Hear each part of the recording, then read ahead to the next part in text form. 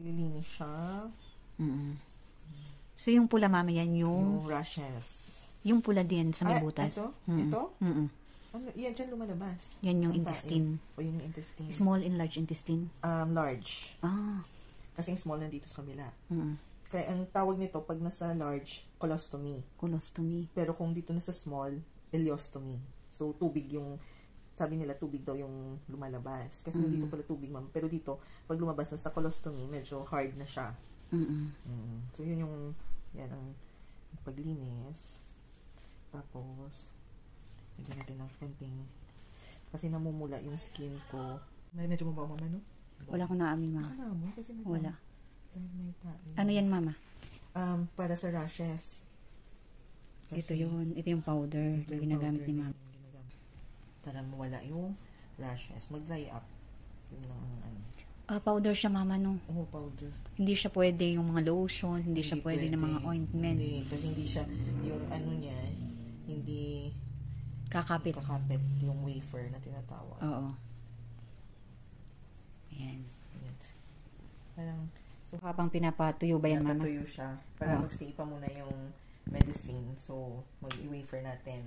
I-ano natin yung wafer, i-open, at saka ano yung size ng ano ko, ng stoma. Kasi di ba maliit yung size. So, kinakat siya according to your stoma size. Yes, so, kasi alam ko naman kung ano na yung ano ko, yung cut ko. So, alam ko na din kung paano, saan. Kasi may guide naman. So, alam mo na kung saan siya ikakas. Ayan. Tapos kasi, ang ginagawa ko, kinakat ko din to kasi ayoko nang na-irritate yung skin ko sa adhesive. Kaya, yung pinapakapit ko lang na adhesive, yung sa ano lang,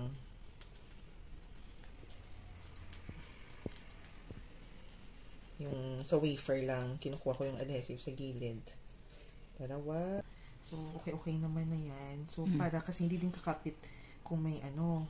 Ang ginaano ko, nililinis ko lang din siya. At least na ano na siya ng medicine.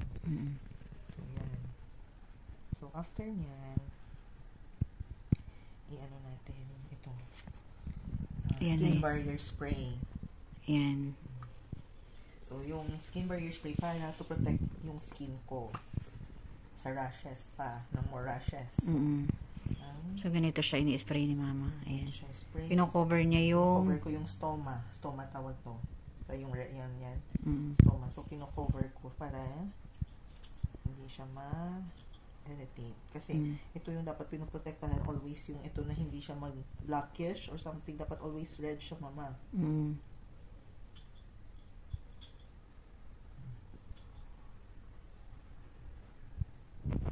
So, dapat malinaw ang mata. Ayan. So, papaypayan ni mama yan. Kung makita mo, mama, tingnan mo yung ano ko.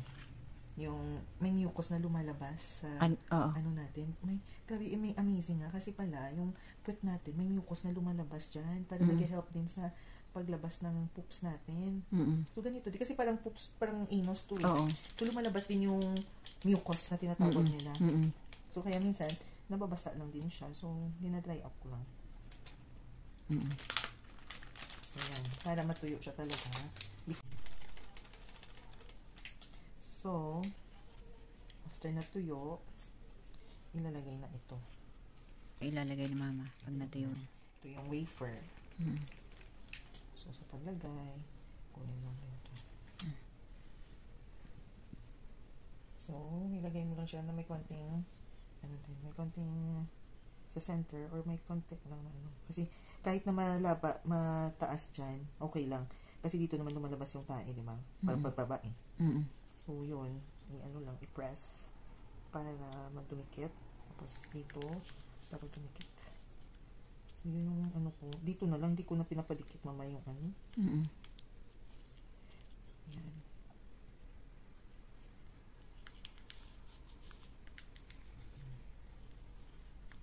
Hindi dumikit. Ang tawag diyan, mama? Yun ang tawag dito, nare-recycle mama nung nare-reuse. Yan, or hindi na? Tinatapon kasi may tae ito. Kasi dito dumadaan yung tae. Okay. So, ito palagi ang na bumubuka kasi nga 'di ba hindi ko fully siya, hindi ko na to nilagay kasi yung dapat adhesive. kasi nakaganyan yan nakaganyan yan dapat Oo. kaya hindi ko nilalagay yung adhesive dahil nga makati Sa balat. ngayon inaano ko pa pero baka lagyan ko kasi mag-aalis, hindi ko lang alam Yan, so nilagay ni mama yung adhesive ulit kasi parang na bumubuka siya kasi parang yan, so yan ang kanya-kanyang discarte lang yan. Oo. So, tapos, ito na yung bag. Ayan na yung bag. So, may iba't ibang bags, mama. Oo. Ito lang yung gusto ko kasi meron siyang maliit na tapos clear. Gusto ko kasi tinitingnan palagi yung tae ko. So, meron mamang madilim? Meron na, parang ganito, may mga sizes. Actually, Oo. may mga pang dito. Sabi nila, pag nagdudu kayo ng husband, ito para maliit lang. Kasi pwede ganun lang. Ito din pwede na covered. Oo. Kaya ako, mas gusto ko yung tinitingnan ko. So, tapos, ito kasi mahirap. Kasi walang drain sa baba. So, kukunin mo siya talaga para i-drain. So, ito kasi, diretso drain. Tapos, ginaganon siya para at least ready na siya for drain. So, yun. Iko-close lang. Tapos, yun. Ang iba, nilalagyan nila ng parang deodorizer. Para medyo, hindi mangamoy. So, lalagyan mo. Isang patak ng deodorizer. Yeah, para hindi siya umamoy. So, yun lang. Tapos, ididikit.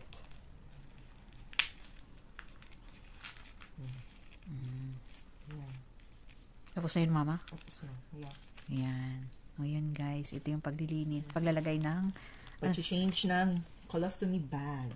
Ayan. So, ang tawag dito, how to change colostomy bag. Yan. Parents way lang. The current way of changing colostomy bag. Sa Tagalog, mama, paano pag magpalit ng lagayan ng tae? Correct.